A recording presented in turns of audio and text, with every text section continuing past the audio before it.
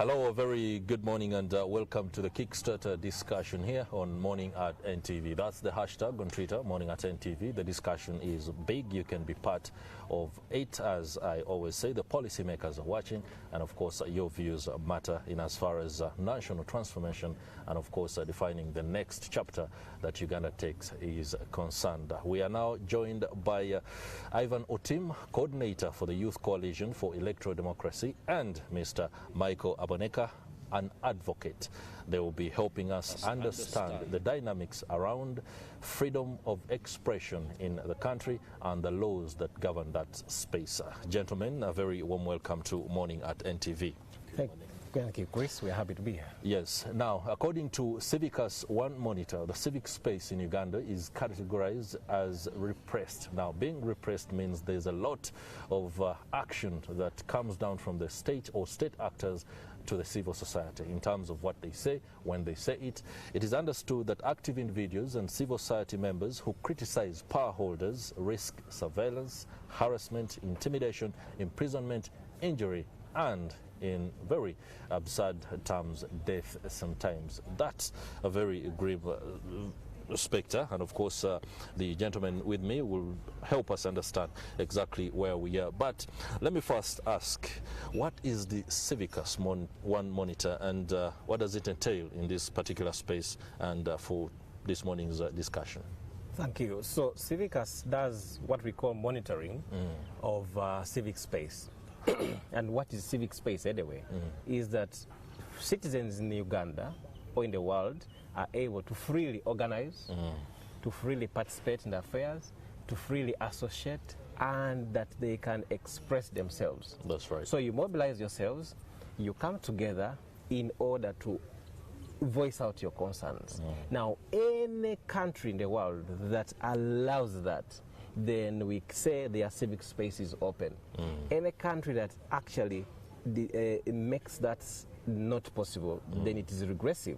So when Civicus monitor, and does that every year, talks about Uganda's civic space being regressive, it means that the right to speak, the freedom to express yourself, the freedom to associate is actually not really where it's supposed to be. It is shrinking. Constrained. So it's constrained. That's what it means. For example, how many of us are free to speak and not afraid of what we've said? Sometimes some people say that we can have the freedom to speak, but not after speech. Freedom after speech. So after the speech, even after leaving NTV, do I feel safe that whatever I've said, it is actually good for the world? And Article 29 of our Constitution is to that effect, that you have your freedom of expression and conscience. You can write a piece, in the Daily Monitor.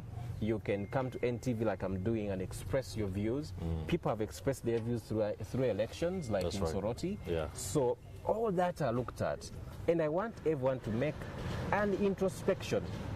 Whether you're government, whether you're an individual, do you feel free to express your views?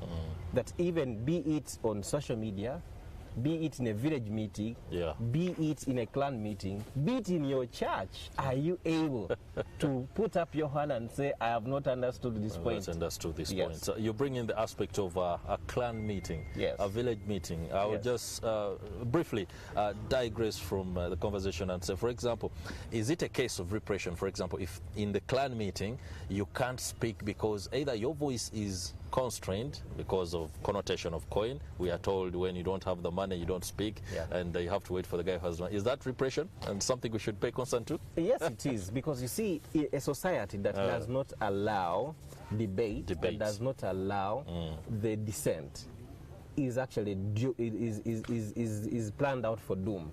Because then how are you going to develop the intellectual capacity of any society, any community, even the people who are discussing Ubuntu or the village community group that let us do the well? And then I ask a question, but what tools are we going to use? Don't castigate me. So the right to dissent, that I can dissent on a view and say, no, I think for me this way it will work in a better way, should be respected, because therein a country develops the culture of intellectualism and also the culture of intellectual debates. If I write an opinion about you, don't pull out the guns. go right in rebuttal. That's how you protect, the culture of freedom of expression, and that people are able. You look at the developed worlds, where unfortunately we copy the democracy and also pick the money from. But the point is that let people speak. Of course, it's not absolute. Let people speak, let people express themselves, because if you don't, still they will, but probably in another form. In another form. Yeah. It could be a protest, for example. Let me come to Mr. Ivan Otim. You are coordinator of the Youth Coalition for Electoral Democracy. By every definition, you are in the civic space. What is happening? First of all, me coordinator of the Youth Coalition, one of the things that we do very well is we rally what we call the National Youth Manifesto. Yeah. After 5 years, we go into an election, where one of the fundamental places is that the duty bearers ought to come to the table and tell the people what they want to do for them. And that brings me to the understanding that when we allow young people to tell the duty bearers through that document what they want the duty bearers to do for them, then we're opening up the understanding that democracy is about freedoms, it's about rights, it's about civic responsibility, it's about civic duty, where people have the ultimate aspect of power to determine who will govern them based on what that person is willing and able to do for them. So when you broaden that aspect, that elections ultimately are about giving people power, the people, I'm talking about the citizens, giving them power to elect the leaders with whom they will charge the responsibility of running the state of affairs on their behalf. Then you get the essence that we're entrusting some people with some basis of responsibility, so that then when they go into those offices, they ought to do what exactly we have sent them to do. But I can say the tide has shifted, that now when we send people to offices, they probably are doing what they want to do for themselves, not what the people are definitely wanting from the expectations. Okay, that kind of preempts my question that I was just going to throw to you, the fact that right now the relationship between the populace and the leaders, how could you describe it? Because what we see is a case of a population that looks at leaders as people who have perhaps gotten whatever they want, and they can also look at them to be able to receive something. After all, they are getting it. Has it reached to that level of resignation where it is now not about how best you bring the leadership qualities out, but what you can benefit from a leader who goes into office? Yeah, so I will talk about a couple of things. Well, first of all, from your question, when we look at the trends of Uganda's elections, money is a key factor in there. And here, money plays the role in that those that are willing to stand for those offices will put money in the faces of citizens. And then the citizens, because then there is no civic education, will then begin to vote based on those aspects. So what ultimately what that does is that then the citizen would lose the responsibility of holding that leader accountable, because they have been bought. And that is also a challenge, that then the leaders will not come back to account. They will go for their 5 years, because then they know they bought their way out into power. They did not take the ultimate responsibility that the people gave them in a clear way. But also what that does is that when we hold elections should be held in what we call free and fair environment. That is a clear international definition of an election.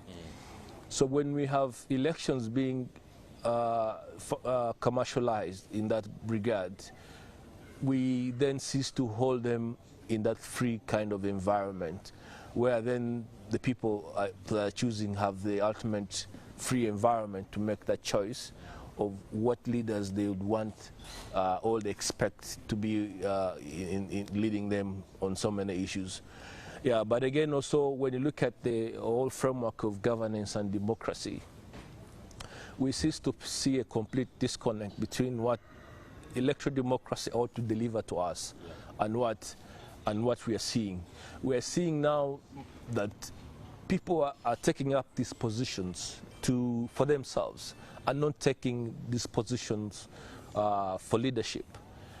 Because when we have the policymakers, when you look at the policy-making processes, you really see a complete disconnect of what they were saying during the campaigns and what the aftermath of the election is. So the fundamental of an election is reduced to us giving people power to now take responsibility on their own behalf, not on the behalf of the citizens. Okay, very interesting opinion there from one who is in the thick and thin of civil society in light of the Coalition for Electoral Democracy's mandate. What do you make of his submission, especially in light of the fact that the landscape seems to be heavily tilted against the populace, which should be, or rather shouldn't be the case? Yes.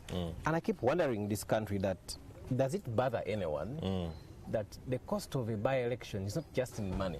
We've just seen what was happening in Soroti. Why would you deflate a car tire? Why would you arrest people at 11 p.m.? Why would you stuff, the ballot boxes with when you say that it's the will of the people? The people are expressing themselves and saying that this is the leader we want, and you're imposing on them another leader by stuffing a ballot, and you're arresting their polling agents. So you want then us to say was all good. Democracy is very good. We don't have pseudo-democracy. Pseudo-democracy, hybrid things, or, hybrid, we tried democracy, it is about to get there. No, if democracy is democracy. If we cannot have elections to the standard that is required, then we should better leave them. We shouldn't say, you see, because how do you have tanks, how do you have military deployed, how do you have people beaten, simply because of an election? And I don't know why we are obsessed with a lot of, violence in by-elections especially. But to come to the point of expression, citizens give government two things. They give them taxes and the mandate. The mandate through the vote, what Soroti East did. What we expect is adequate service delivery. Adequate service delivery. So the people must continue to demand. That's why I said civic space is that you have the ability to organize and also demand for accountability. We had programs like Account Before You Promise. Yes. You go there, you tell us you're going to build a bridge even when there is no river. Those are promises. I'll build a bridge, and then you remind him there is no river. You're like, okay, even the river will bring. Then they give him the votes. So when the time for the 5-year term expires, please let them not tell you other kinds of promises. Ask them to account before they promise. And citizens, by the way, have power to actually remove that leader from office. However, we have a constitutional challenge. You cannot exercise the right to recall in this current dispensation, because that article is entrenched. Just hold it there, and that brings in the question: what is the current legal framework, and how does it play into the various scenarios that see members of the civil society often being roughed up, being victims of surveillance and harassment? Are we at a point where, for example, the civil society can say the laws in place can help them do their job? However, enforcement or aspects, for example, like skewed judgments from some of the legal practitioners, especially the judges, how exactly are we standing in terms of the legal framework, and how is it even viable? The legal framework as it is it's not bad. And I keep saying that the word lack of implementation is tired of Uganda. It's tired of Uganda. Yeah, it wants to leave. It's and not go us tired somewhere of else. it. It's the word lack of implementation is tired of Uganda, because the laws are okay. They are in good shape. We've been trying to do a lot of work in terms of improving the legal framework. If you look at the terrain, the freedom of expression, Article 29, Article 38, these are all there guaranteed. But the problem is it's not the lack of implementation or thereof, it is people implementing what the law doesn't say, contrary to what the law is stating. How many times does a police officer tell you the reason they are arresting you? Why should they remove your shirt when you're being arrested? Shirt, belt, shoes. Where? What is the protocol? Okay. So I think that people are taking the law by their hands. They are creating laws every now and then instead of following the rubric that is set. So once you deviate from what the law provides, then you create anarchy. Then we are going to go to regressive. So why must you torture people? Okay.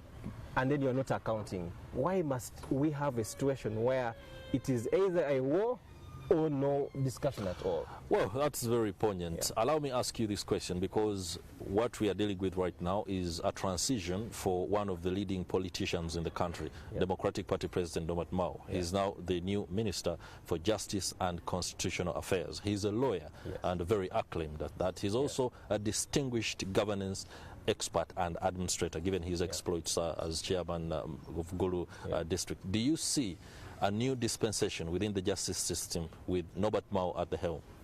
I am hoping that that happens, because he has been asking and pushing for, a government and a society where there is rule of law, respect, where we have, the Attorney General and the ministry responding to requests, paying people their rewards out of court. So I expect, actually, my expectation from him are higher, given the fact that he's a learned friend, he knows the environment in which we operate, and that the rule of law must transcend everything. Good. So I am hoping, and actually for me my expectations of him are higher. I don't want to say let's give him time, they are higher. Very high. And I hope that 100 days we shall come back here and say 100 days of Norbert Mao as minister. What has happened? All right, you will give your views on what exactly you think Norbert Mao can bring to the space in terms of, since he has been at the receiving end of some of the regression in terms of the laws that we have in Uganda. But most importantly, also touch on the aspect of accountability and the ability of civil society players to hold leaders to account. We have had incidents where some civic space actors are accused of being careerists. Yeah, we know, and I've always said this, that you find an organization that has an executive director for the last 20 years, the same person.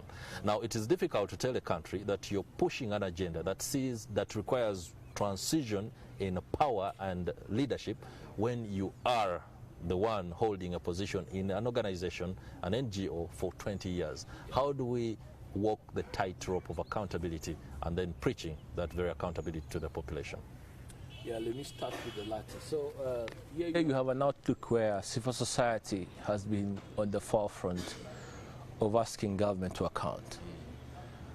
But also, on the other hand, civil society has also lessened on the ability to account to our own selves. That's right. And probably also bring in that question where, if we're asking term limits for a presidency, do we have term limits for our own selves? So it's a bit a difficult aspect, but again also reflective in a way that if we are asking the other side, could we also begin to do just like the way we are asking? Because the mirror of democracy is that if we are able to do, it's more like if citizens are able to kind of mirror everything that you want in a society, then the practice of that should be able to drive the norms. And for me, that brings in the reality is that if we are able to push government to account, then likewise we should be able to account more internally, but also to probably government. Yeah. Just right there, what are the mechanisms available within NGO world or civic space to ensure there is accountability internally? Of course, the accountability for NGOs comes in various folds. We have internal accountability systems, but now we also have external, and that could look like donors. But again, now we have mechanisms that have been laid out on how we account to government, because you have the Financial Intelligence Authority, where you have to be able to account. You have to send in your audited books of accounts. You have to go to the NGO bureau and account. So, of course, all those may look like stretched kind of reporting and accountability mechanisms, which and again someone can argue as repressive in a way, yeah, in one way or the other, because then there are too many angles of where you have to account. If we can be able to streamline either an angle where we account to one, then that could be a good way. I don't have any fault of us be able to account, because NGOs are acting on behalf of government, unless government doesn't know that we're here to act on their behalf. Because if it's about governance, it's about water and sanitation, all the works that we're doing, we are probably doing them on behalf of government, because that's the core mandate that, yeah, that's the core mandate that we are to engage. Okay. So on the aspect of Honorable Norbert Mao, I think democracy gives us the aspect that we should be tolerant. And for me, if Norbert Mao is arguing that I am going in there to serve, and let's leave around the politics, because when you argue that it's not about the colors that matter, then you're really bringing the practice of democracy, because democracy has principles. Yeah. But again, it also has practices whereby me and you, despite of our colors, should be able to associate, you know. We should be able to tolerate each other depending on what colors I am putting on. From the angles that we're looking at that disconnect happening in our democracy, in our political parties, then we have a kind of dark cloud around what democracy means for us. Because if people cannot know that if I'm NRM and I'm DP, we can be able to work together, because it's about the interest. It's about the interest of the people. And just like my colleague has said, let's give the Honorable time to see that, because he has been from the outside. Yeah. Now let's see how he's going to be able to take the outside in the inside. And we shall come back on the table and hold him to account and say, you have been saying this for the last so many years, and how are you able to push some of these? But again, also, the angle through which some of these things happen is that we have lost the ideal identity of what democracy is. And for me, as a practitioner, I want to talk about the aspect that democracy has indicators across the globe. There are frameworks through which you can be able to determine what a democratic country may look like. Okay. Yeah. One of those is, of course, political participation. Very quickly. Political culture. You have civil liberties, you have functioning of government, and then you have electoral processes. So all these are defined in one way or the other, because they have smaller benchmarks through which now you begin to measure. And that makes us understand that either we're in a democracy or we are not yet there. All right, Ms. Council Michael Aboneka, I'll give you the last word on this. Mr. Ivan Otim speaks about the principle and the practice of democracy and how we find ourselves in a bit of a tight spot. Should we go on with it, or should we devise a new political dispensation under which we define the kind of leadership models that we want? Do you see electoral democracy as a viable option for African leadership rollout in terms of how we are governed, yeah, and how we do that?